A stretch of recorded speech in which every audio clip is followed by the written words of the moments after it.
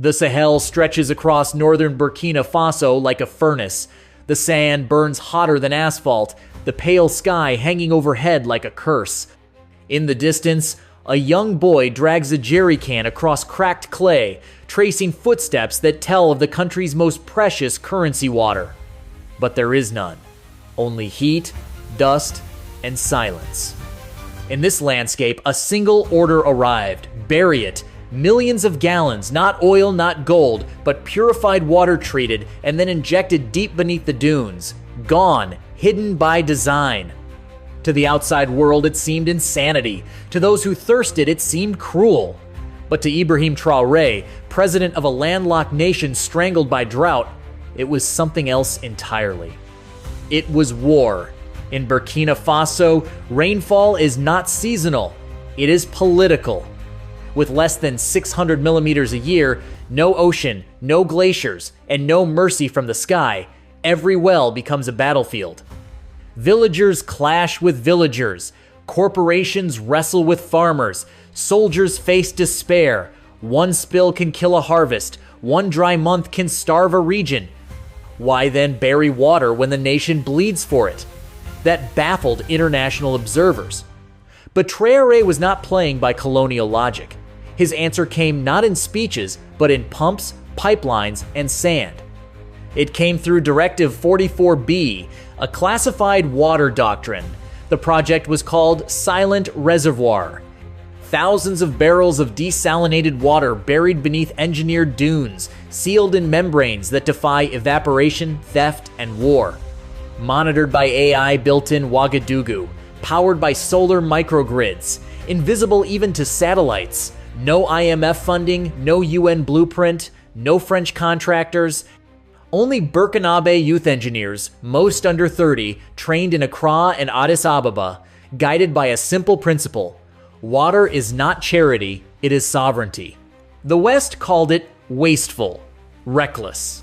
Traoré called it preparation. He foresaw what others ignored. Water will soon cost more than oil, rivers will ignite wars, crops will collapse, and the nations that bury water, not wealth, will be the ones to rise. Yet questions remain. Is it accessible? Who controls the valves? Can a starving country afford to hide its lifeline?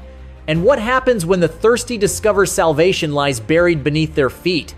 The crisis does not announce itself, but you feel it. The taps cough, the wells go dry. In the north, villagers dig with bare hands for hours just to drink a muddy sip. In the south, cattle collapse along dried riverbeds, bones jutting through hide. On the outskirts of Ouagadougou, mothers boil rainwater scraped from corrugated roofs if it rains at all. The mercury continues to rise.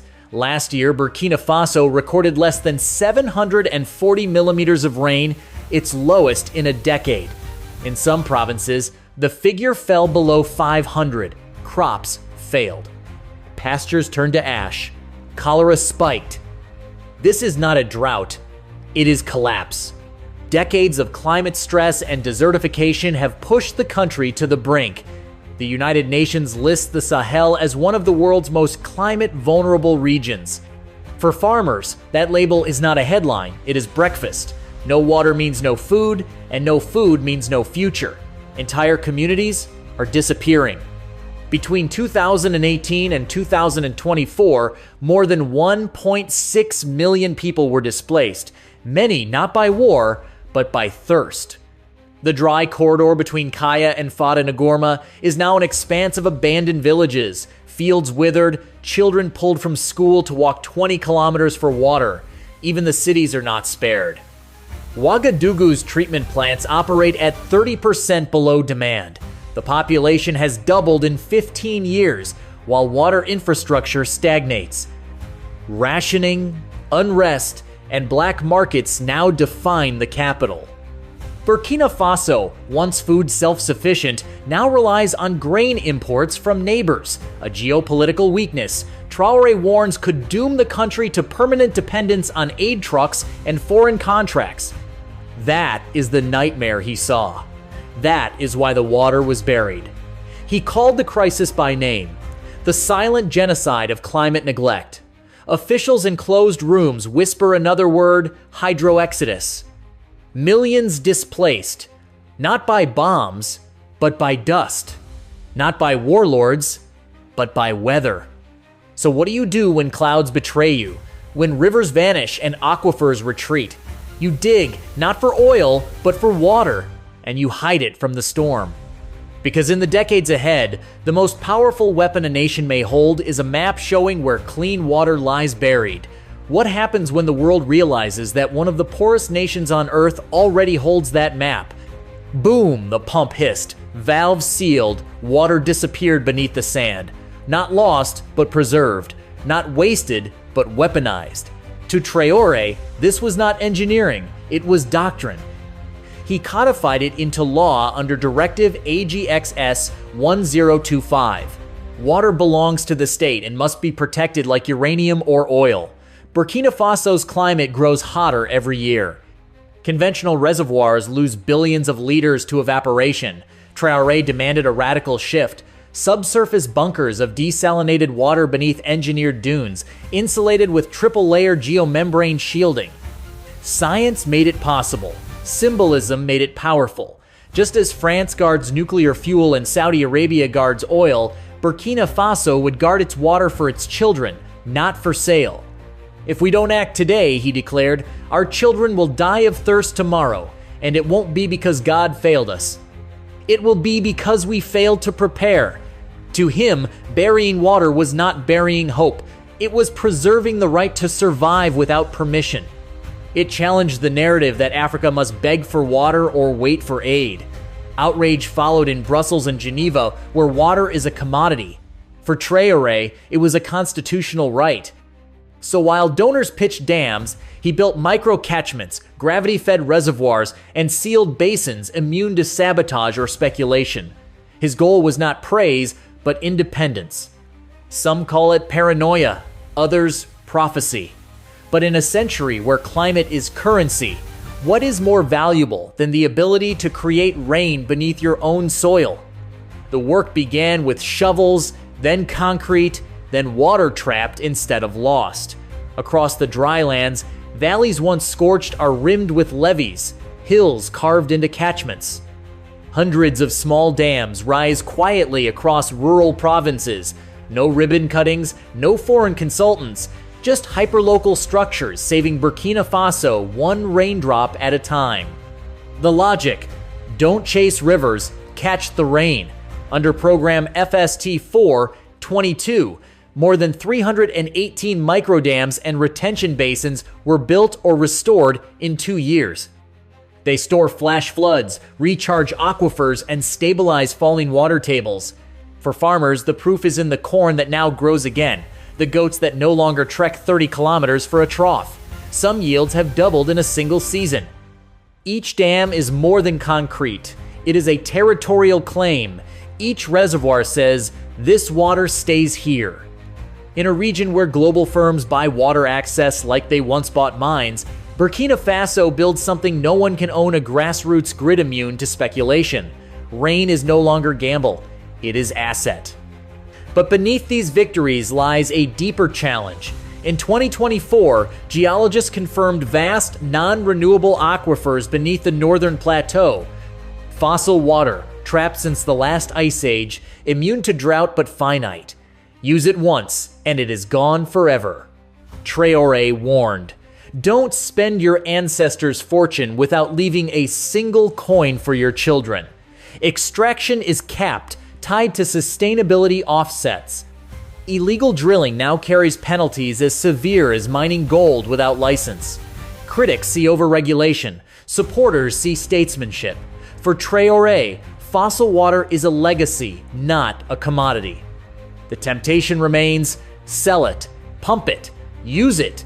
But his test is generational. Will Burkina Faso protect what cannot be replaced?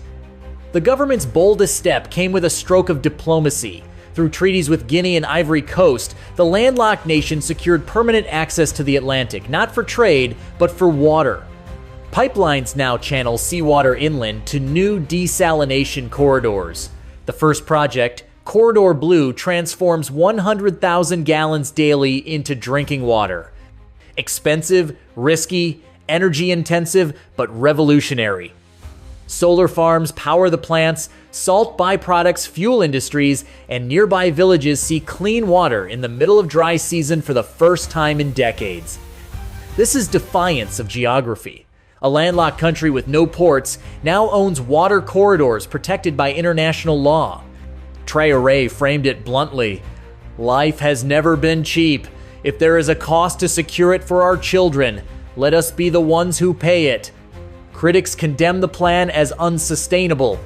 Yet India and Algeria, veterans of desert desalination, lent engineers. The result? An invisible river. A subterranean pipeline network spanning 1,200 kilometers, moving desalinated water silently beneath the red clay.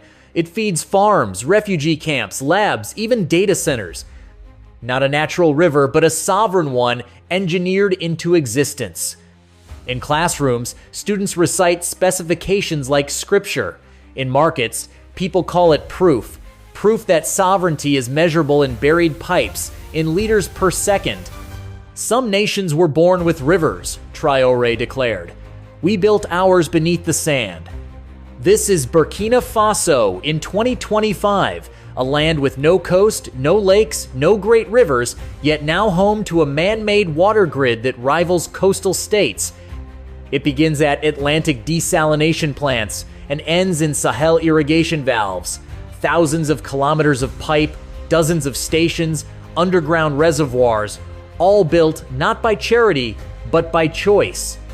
Standing before the nation, Traoré's message was clear. We did not wait for clouds. We did not wait for permission. We did not wait for aid. We acted. It is a revolution measured not in protests, but in liters per second. Farmland once abandoned now blooms. The philosophy is as radical as the engineering. Africa must not wait, suffer, or beg. It must build, own, and endure. This is not only Burkina Faso's story. Across the Sahel, young engineers are watching. Climate is not destiny. With political will and scientific resolve, even deserts can bend to life. Water is not merely need, it is right, resource, weapon, flag. Burkina Faso buried its water underground, and with it buried dependence. Not miracle, not luck. Courage, engineered into policy. So as the world faces rising temperatures and dwindling rainfall, one question echoes louder than any storm. If they can do it, what's stopping us?